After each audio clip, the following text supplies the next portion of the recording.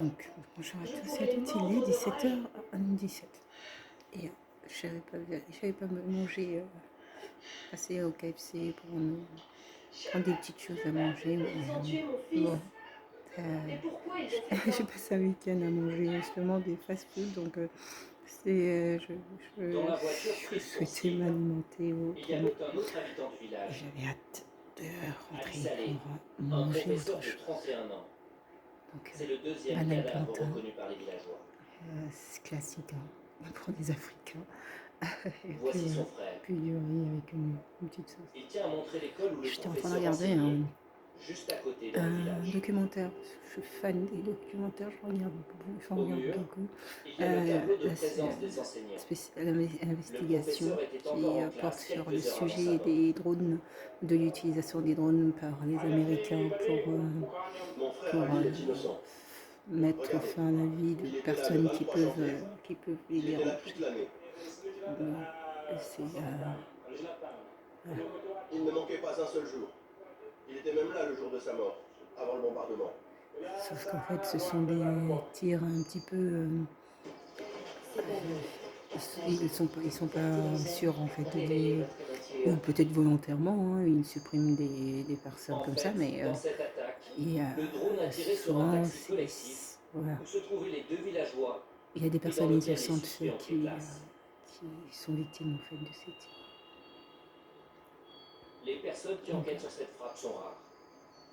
À Sanaa, nous avons rendez-vous avec l'une d'entre elles. Mohamed Al-Hamadi travaille pour une ONG de défense des droits de l'homme, la Fondation Al-Karama. Il possède un document qui confirme que les deux villageois ne faisaient pas partie des suspects visés. C'est un rapport du ministère de l'Intérieur yéménite. Que dit ce document? Il est écrit, après enquête, nous certifions que Salim Hussein, ici c'est lui-là, et Ali Saleh, c'est le deuxième, n'avaient aucun lien avec les personnes recherchées. Pourtant, ils ont été tués avec eux dans le véhicule. Cette attaque de drone, qui a fait 2 victimes civiles, est-elle légale comme l'affirment les Américains?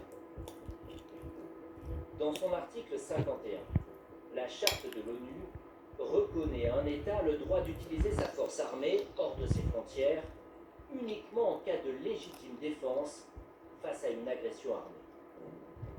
Pour le droit international, cela impose que la capture des suspects soit impossible. Or, lorsque le drone repère Rabi Laïb, la cible de cette attaque, le véhicule est tout près de Sanaa, la capitale du pays, juste à côté des barrages militaires que nous avons croisés. Pourtant, à aucun moment les Américains ne demandent à leurs alliés yéménites de l'arrêter. Mais ce n'est pas tout. Rabi Laïb n'était pas un homme caché, mais un personnage public, un ancien parlementaire. Le voici par exemple sur le plateau d'une télévision yéménite. Que sait-on sur cet homme? Il a participé aux manifestations pendant la dernière révolution au Yémen. Il était très actif. Il militait contre l'ex-gouvernement. On dit aussi qu'il a participé à une attaque contre un convoi transportant des armes. Mais quoi qu'il en soit, on aurait pu l'arrêter et le juger parce qu'il vivait proche de Sanaa, dans une région où il y a des policiers et des militaires. Sur cette frappe comme sur les autres, la Maison-Blanche et la CIA ne donnent aucune explication. Ces attaques sont classées secret défense. Les drones ne font pas que des victimes collatérales. Plus grave encore, parfois, ils commettent des bavures. Les victimes collatérales sont des bavures. Ces images sont exclusives. Elles sont filmées par la Fondation Al-Karama. 11 corps alignés dans la chambre froide d'un hôpital. Tous sont des civils tués dans une attaque américaine. Elle a eu lieu le 2 septembre 2012. Ce jour-là, des tirs venus du ciel frappent une camionnette près de Rada, à 150 km au sud de la capitale. Ces images amateurs sont filmées juste après l'attaque. Ici, les corps des civils entassés à l'arrière d'une voiture. Les missiles visaient des combattants islamistes présumés. Ils n'ont pas touché la bonne cible. 3 mois plus tard, le Washington Post dit « Quand les drones américains tuent des civils ». Le prestigieux journal révèle que ses sources dans l'administration américaine reconnaissent anonymement qu'il s'agit bien d'une frappe des États-Unis. C'est Mohamed Al-Hamadi, l'enquêteur de l'ONG, qui a filmé les corps. Parmi les victimes, il y a 2 enfants. Regardez, ce petit corps-là, sur le sol, c'est une petite fille. Et là, juste à côté, c'est un petit garçon de 8 ans.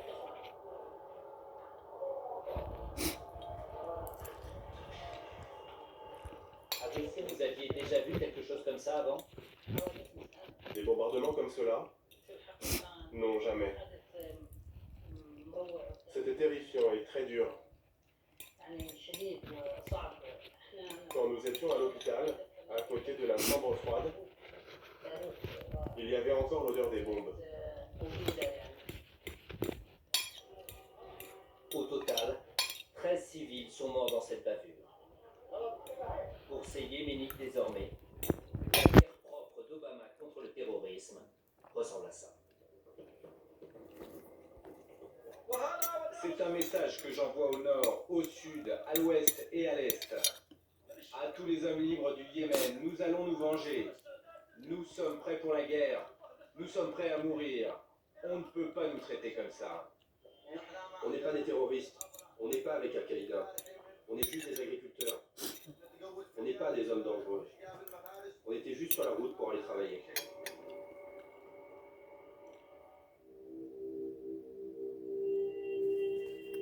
Pour beaucoup dans le pays, les drones sont devenus le symbole de l'ingérence américaine.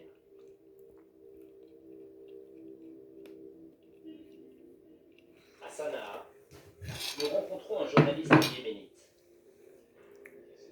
Fareha Al-Muslimi est un spécialiste reconnu de la question des drones. Il a récemment été entendu sur le sujet par le Congrès américain.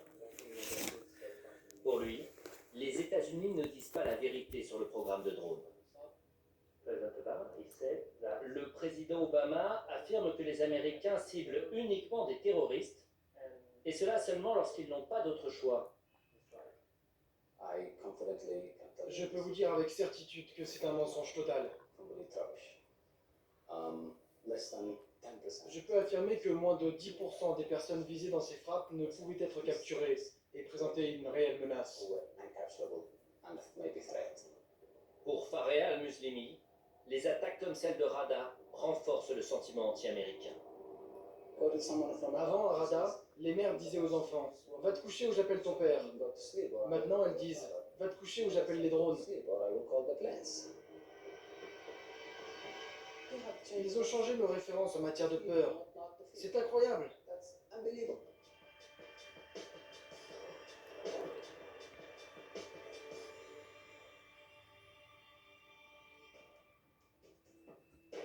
Aux États-Unis, ces protestations venues des pays où les drones opèrent sont désormais soutenues par des militants pacifistes.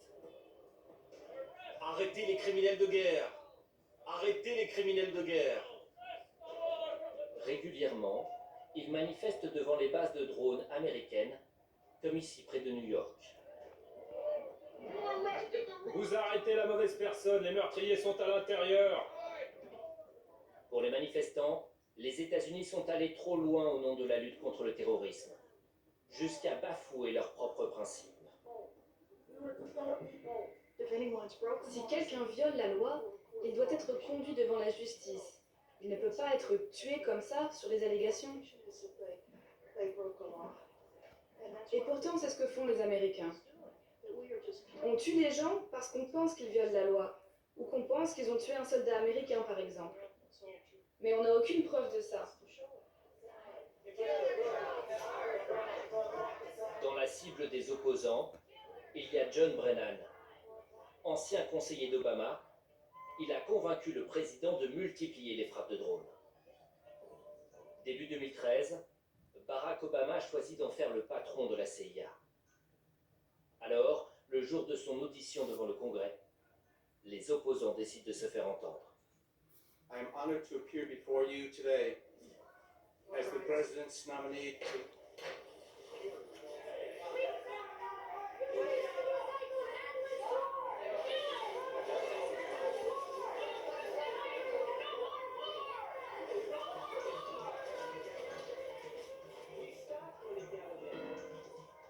and the people that were standing up here today, I think they really have a misunderstanding of what we do as a government and the care that we take and the agony that we go through to make sure that we do not have any collateral injuries or deaths. À Washington aussi, la polémique enfle. Au Congrès, certains élus réclament plus de transparence sur les opérations. Selon les chiffres sur lesquels s'accordent les ONG qui enquêtent sur le sujet, plus de 3000 personnes sont mortes dans les frappes de drones. Parmi elles, combien sont des civils? Loin de Washington, dans un pays où les drones d'Obama frappent à grande échelle, certains sont persuadés que les États-Unis commettent un crime de guerre et ils sont bien décidés à le prouver. Ça pourrait être considéré comme un crime de guerre. Au Pakistan, depuis 2004, il y a eu plus de 350 attaques de drones. En achetant un smartphone reconditionné plutôt qu'un neuf, vous réduisez son empreinte carbone de 91%. Mais on va plutôt vous faire un dessin. En achetant un smartphone reconditionné plutôt qu'un neuf, vous réduisez son empreinte carbone de 91%. Toute la tech reconditionnée jusqu'à 70% moins cher sur Back Market.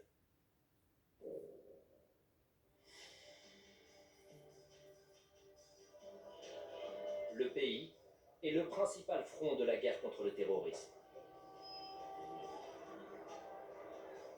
Depuis l'arrivée des forces occidentales en Afghanistan, les troupes d'Al-Qaïda et les dirigeants talibans se sont réfugiés dans le nord-ouest du Pakistan. Dans cette région, les zones tribales, ces montagnes sont devenues leur sanctuaire. Au milieu de la population, ils s'y regroupent, s'y entraînent et recrutent de nouveaux combattants. La zone est inaccessible pour les Occidentaux. L'armée pakistanaise elle-même ne contrôle pas l'ensemble du territoire.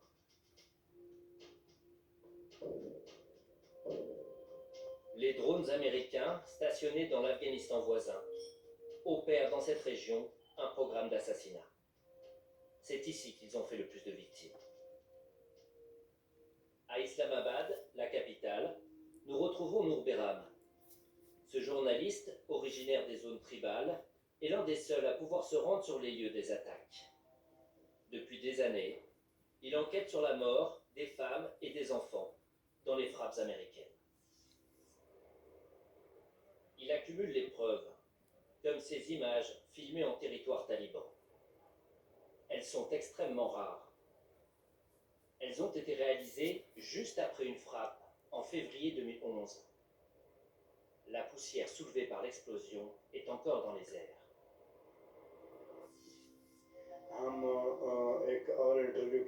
Je partais pour une interview et tout d'un coup, il y a eu cette attaque et j'ai filmé. Ce sont des images exclusives.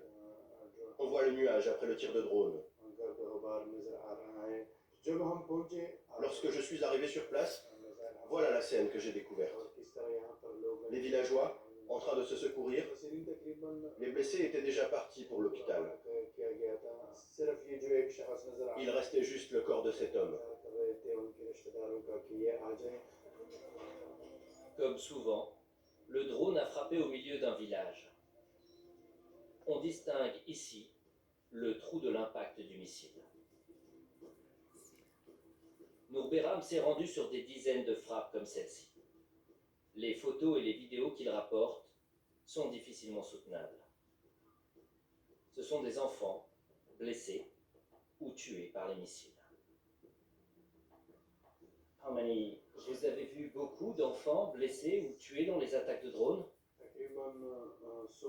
J'ai vu au moins une centaine d'enfants touchés par une attaque de drone. Beaucoup sont morts. Les autres étaient blessés. Parmi eux, il y a Fatima Khan.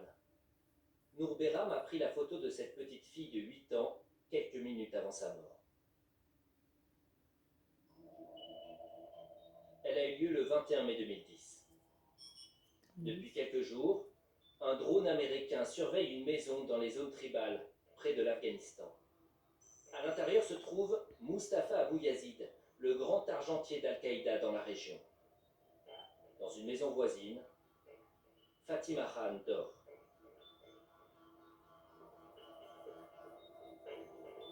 À 2 heures du matin, l'avion sans pilote, télécommandé depuis les États-Unis, ouvre le feu.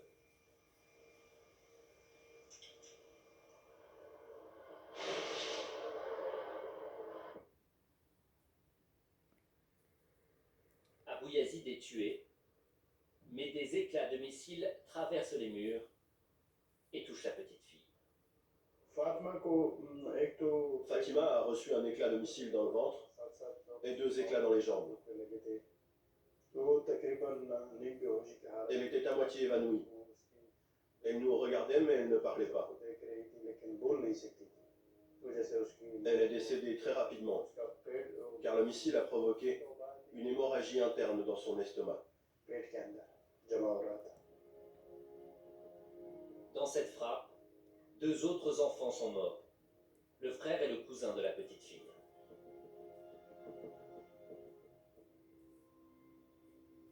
Nour Behram confie ses documents à un avocat pakistanais.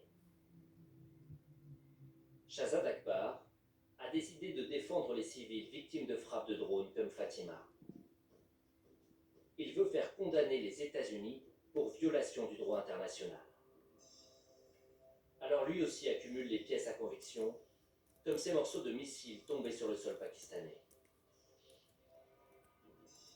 Voici celui utilisé dans la frappe qui a tué Fatima Khan le 21 mai 2010. Nous l'avons fait identifier. Il s'agit bien d'un missile Hellfire, le modèle qui équipe les avions sans pilote américains.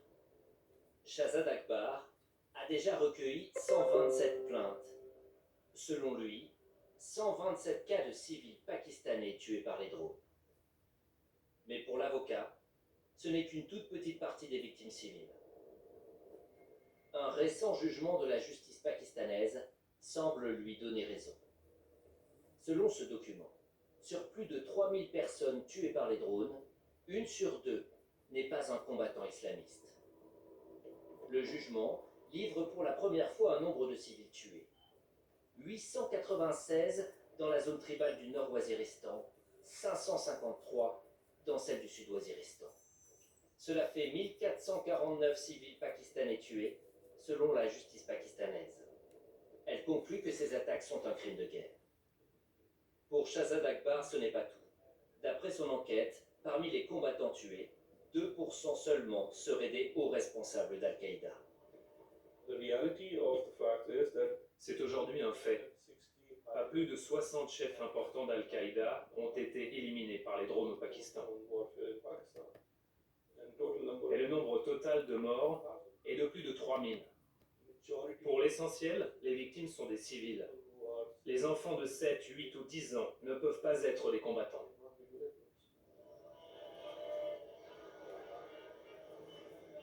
Parmi les victimes civiles, il y a la grand-mère de ces petites filles. Rafik Rehman, un instituteur, n'oubliera jamais le jour où un drone a frappé à côté de sa maison, au milieu de l'après-midi. Sa mère est morte dans la frappe et ses enfants ont été blessés. La famille vient des zones tribales pour rencontrer l'avocat. Elle a rassemblé toutes ses pièces à conviction.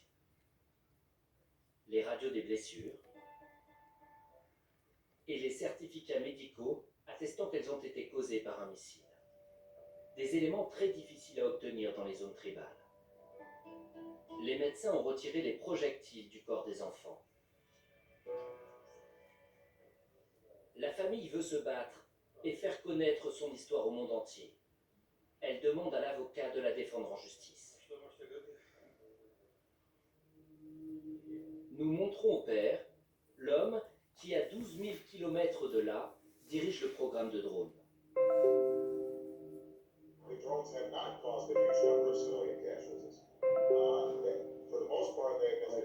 Regardez, c'est lui qui vous a tiré dessus.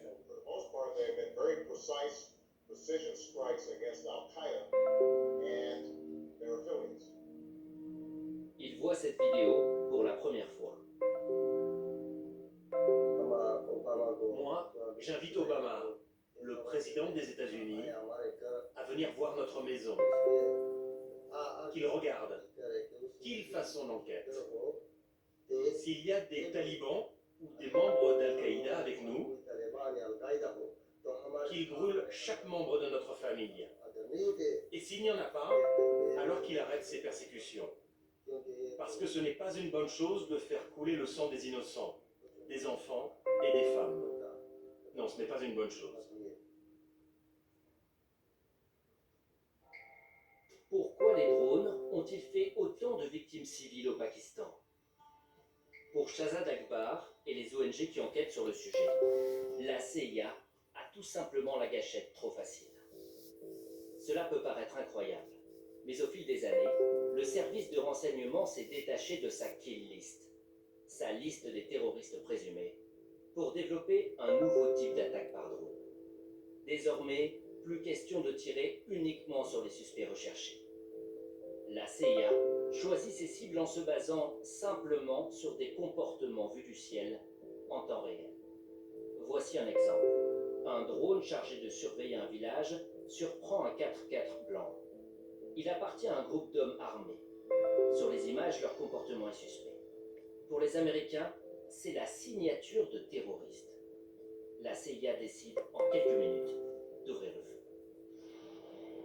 La presse américaine appelle ces attaques les frappes signatures. Le problème, c'est que dans les zones tribales, beaucoup d'hommes se déplacent en 4x4 et portent un fusil.